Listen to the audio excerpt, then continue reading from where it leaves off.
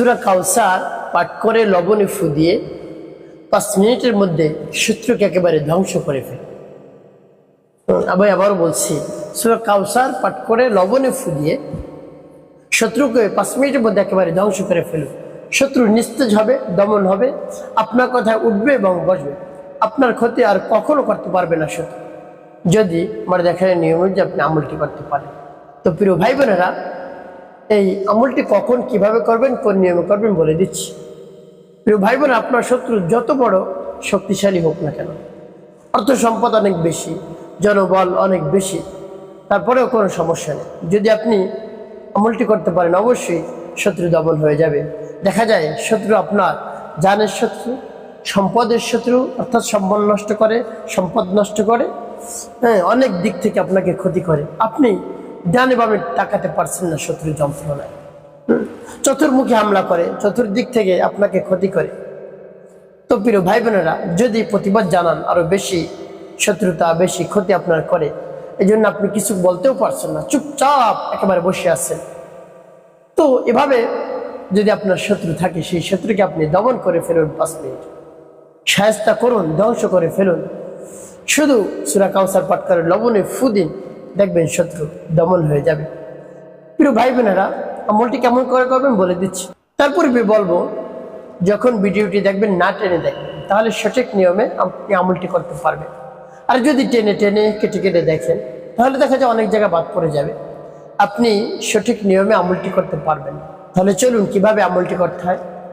আর আমলটি করার পূর্বে আপনার কাছে কোন জিনিস রাখতে হবে, কিছু লবণ আপনার কাছে কিছু লবণ রাখতে হবে আপনার কাছে, ফ্রেশ রেখে ডেকে রাখবেন।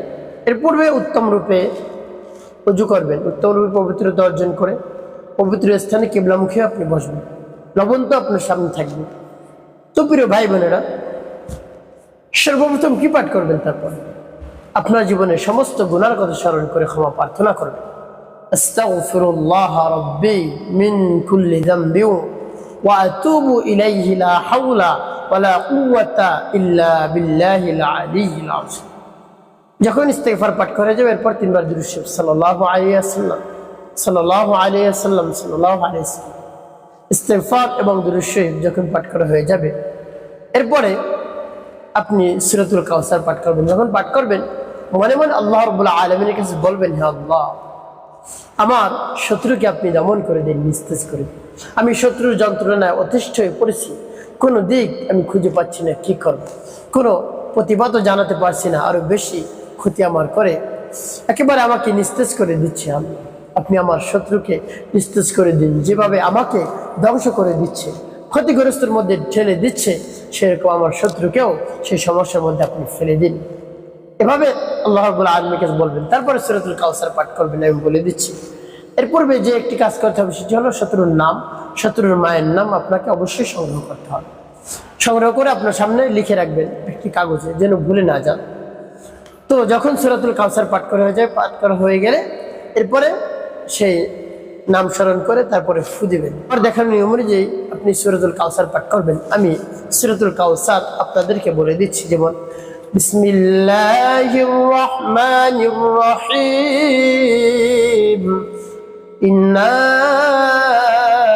আ'তাইনাকাল কাউসার ফাসাল্লি লিরাব্বিকা ওয়ানহার ইন্না শানিআকা হুয়াল আবতার। তারপর যখন পাঠ করা যাবে, লবণ তারপর আপনি আবার পাঠ করবেন। পাঠ করে বিসমিল্লাহির রহমানির রহিম, ইন্না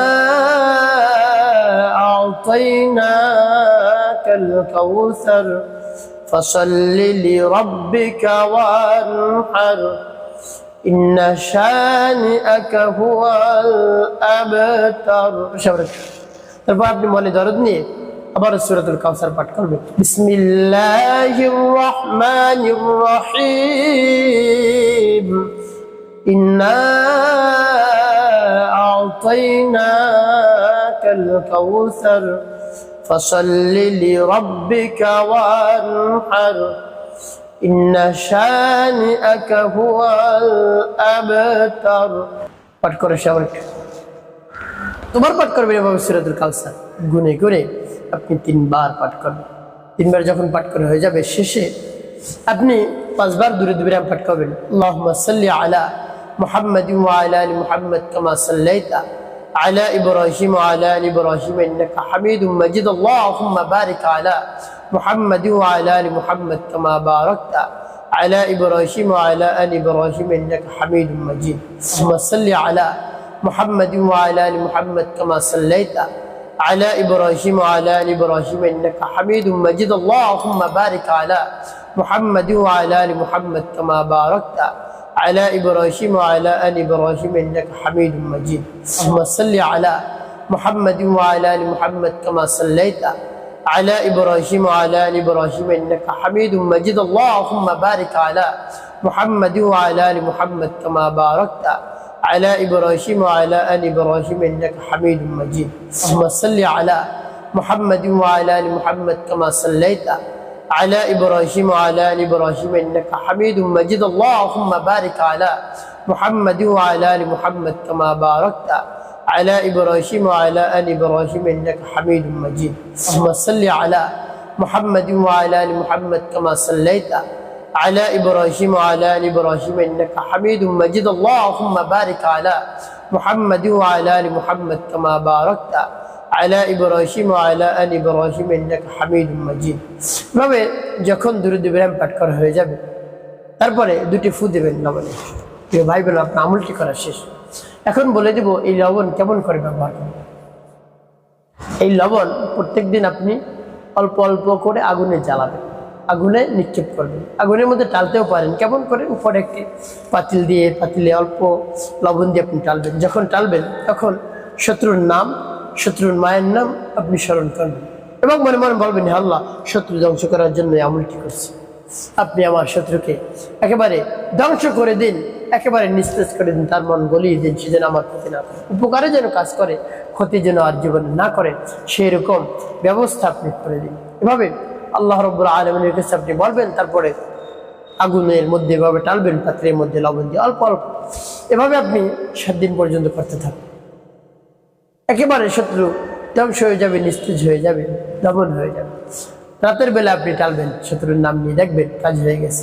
এভাবে আমলটি করার শেষে রব্বি কারিমের দরবারে হাত উত্তোলন করবেন, সাহায্য চাইবেন, হে আল্লাহ, আপনার সাহায্য চাই শত্রুকে ধ্বংস করার জন্য।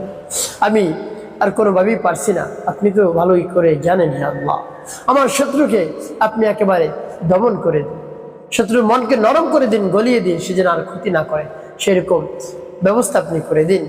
এভাবে মন খুলে প্রাণ ভরে বিশ্বাস নিয়ে বলবেন, অবশ্যই উপকৃত হতে পারবেন। একটি কাজ করতে হবে, সে কাজটি হলো 5 ওয়াক্ত নামাজ আপনাকে আদায় করতে হবে।